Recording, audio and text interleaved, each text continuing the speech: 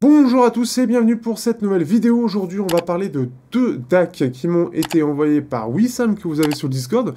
Donc n'hésitez pas à le remercier si jamais vous êtes intéressé. Bien évidemment, vous avez les liens en description avec ici donc ce double test sur les Akliam PD6, donc leur haut de gamme, et les Akliam PD3, leur bas de gamme. Et donc ce qui fait qu'on est respectivement à environ 90 € pour le PD6 et une trentaine d'euros pour le PD3. On va avoir deux choses un petit peu ressemblantes, mais dans la signature, avec quand même forcément des choses très différentes techniquement. L'idée c'est de vous proposer un test relativement complet sur les deux en même temps, et faire votre propre choix sur ces deux choix-là.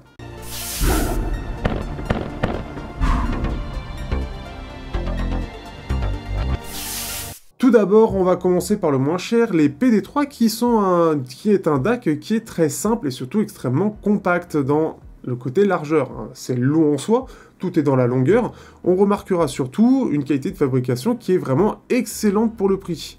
D'une part, le câble tressé qui est quand même assez souple en soi, le côté métal, et bien évidemment, en plus de ça, on va avoir donc un corps en métal avec une vitre, enfin une double vitre, puisque à l'avant on va avoir le côté Airez, la marque, et au dos on va avoir surtout le côté un petit peu plus visuel pour ceux qui sont un peu geekos et qui veulent voir le PCB, donc on peut voir la puce qui est utilisée, chose qui peut être appréciée par certains, mais en tout cas ça fait vraiment qualitatif.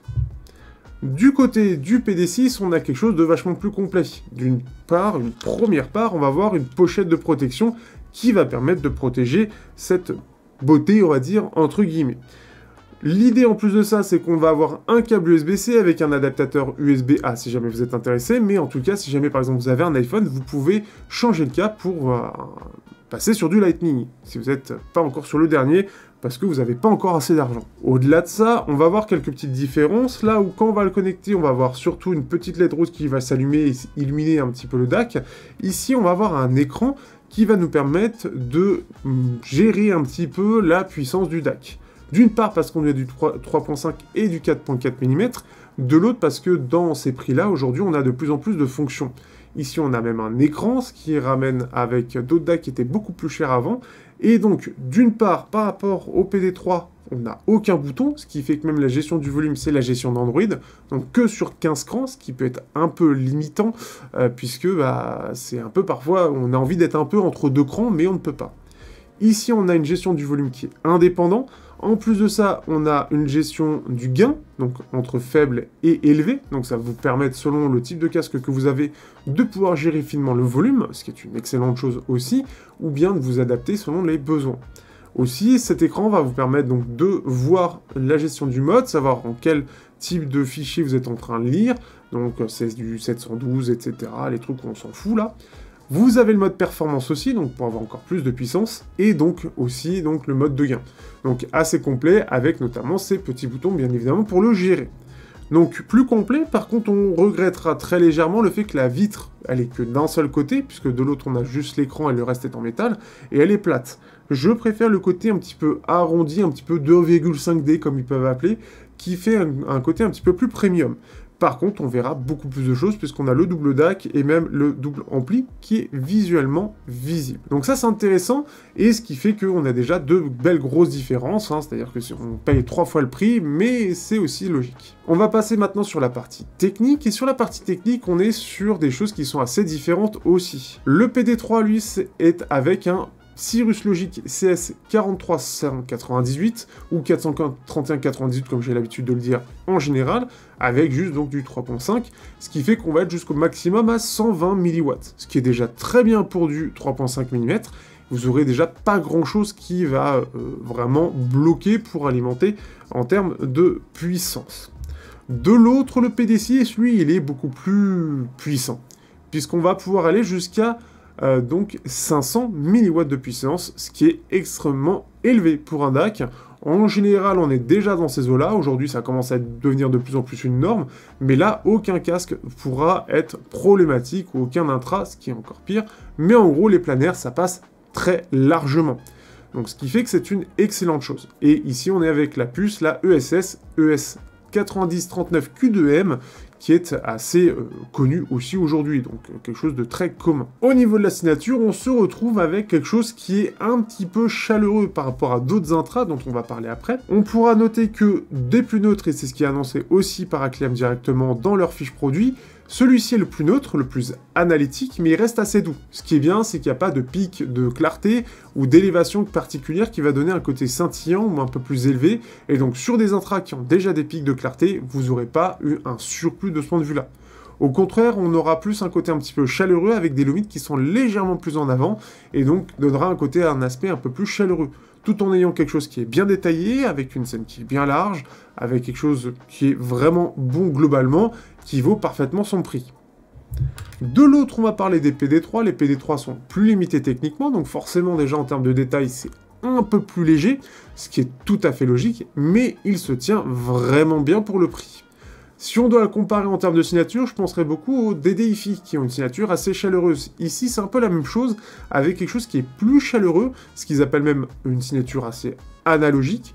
En gros, on va avoir des basses et des bas médiums qui vont plus ressortir encore. Avec un côté moins détaillé, on sent qu'on a un côté plus limité techniquement, ce qui est tout à fait logique. Donc, c'est ce en quoi on peut s'attendre. Donc c'est déjà une bonne chose, et ce qui est bien, c'est que ça va pas chercher ce côté très détail ou quoi que ce soit, donc ça va pas vous casser les oreilles. Donc vraiment bien de ce point de vue-là. Maintenant parlons rapidement du PD6, puisque bon, pour le PD3, ce sera juste, voilà, si vous n'avez pas l'argent tout simplement, et c'est un très bon DAC en soi, mais en soi, pour le PD6, ce qui est bien. Donc si on compare avec le Moondrop Miad 5G, qui reste toujours ma référence, notamment avec son égalisation, qu'est-ce qu'on peut en dire ?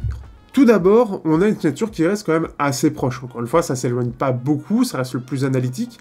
Moondrop, lui, c'est plus analytique encore, donc on n'a pas cette petite élévation dans les lomides. Donc un peu plus neutre, un petit peu moins chaleureux en comparaison.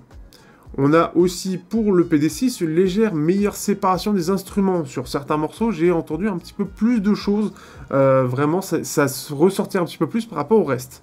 Et aussi, on a un petit peu moins d'extrême aigu par rapport au Moondrop. Donc ça reste très léger encore une fois, mais certains ont tendance à le faire, comme ici Moondrop. Donc ici, vous n'avez pas ce surplus encore une fois. Face au Céleste CD10, eh bien, les CD10, bon, c'est un peu en dessous techniquement. Si jamais vous l'avez sur la boutique, voilà, vous pouvez être un petit peu intéressé.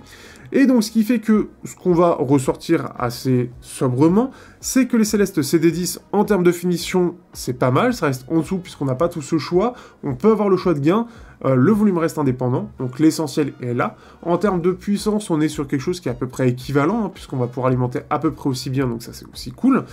Par contre, forcément, qu'est-ce qui se passe ?